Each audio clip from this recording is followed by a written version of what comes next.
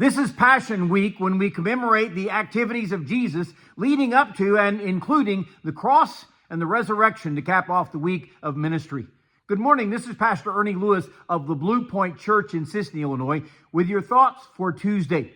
You know, after his triumphal entry into Jerusalem, Jesus spent some time with his disciples in Bethany. Since Lazarus, Martha, and Mary lived close by, they kind of made that their hub for the week. Then when Jesus returned to the city, he began to move in such a way as to show his passion. Now, we know that one passion of God is to be praised and to be worshiped. And that is what he enjoyed on the first day of the week, whenever he rode into town on that donkey and the people laid down their palm branches, cried out, "Hosanna to the King." But when Jesus would return to Jerusalem, he would enter into the temple. Now, first of all, let's set the stage by describing the temple. I don't mean the magnificent structure that the Jews had constructed.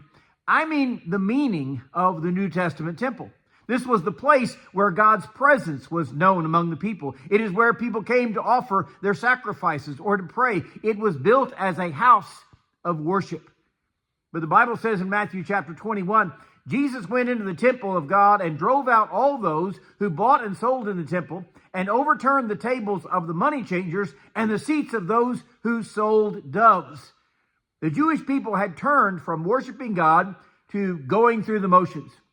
First of all, there were merchants that set up there to make a profit off of God's people. For those who did not be able to bring a sacrifice, maybe they had traveled a long distance, they could buy a part of a flock there or a dove. These money changers were within the temple to sell their wares. Since they were in it for the money, many scholars believe that their doves or their sacrifices were probably less than perfect, and we know that God required an offering without spot. Besides the wares that they were offering, it was the very idea of making the temple a marketplace. So the Bible says, Jesus spoke in Matthew 21, said, "It is written, my house shall be called a house of prayer, but you have made it a den of thieves." This quote actually comes from Isaiah 56. It is a promise where God is including Gentiles in the plan of salvation. He promises that those who would keep the Sabbath, that those who would bring offerings and burn offerings and sacrifices, he would accept them upon his altar, which was within the temple.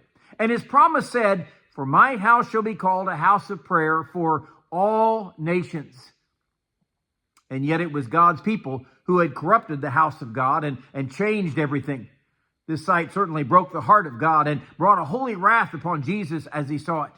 So what do we do today within the church, partaking of that is not according to his calling? Some may think today that the church is a place for money changers, since we bring our money and we give it on Sunday to pay those tithes, that we owe. I hope we don't look at that as paying our tithes, but as giving our gifts. It ought to be an act of worship to a holy God.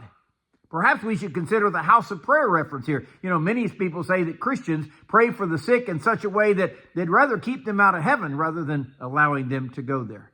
But if God's house is a building set aside for worship and prayer, then we need to practice just that. And when we come together, we need to examine our hearts to see if we're ready to worship a holy God. And certainly don't practice anything within the church that God would not be pleased with.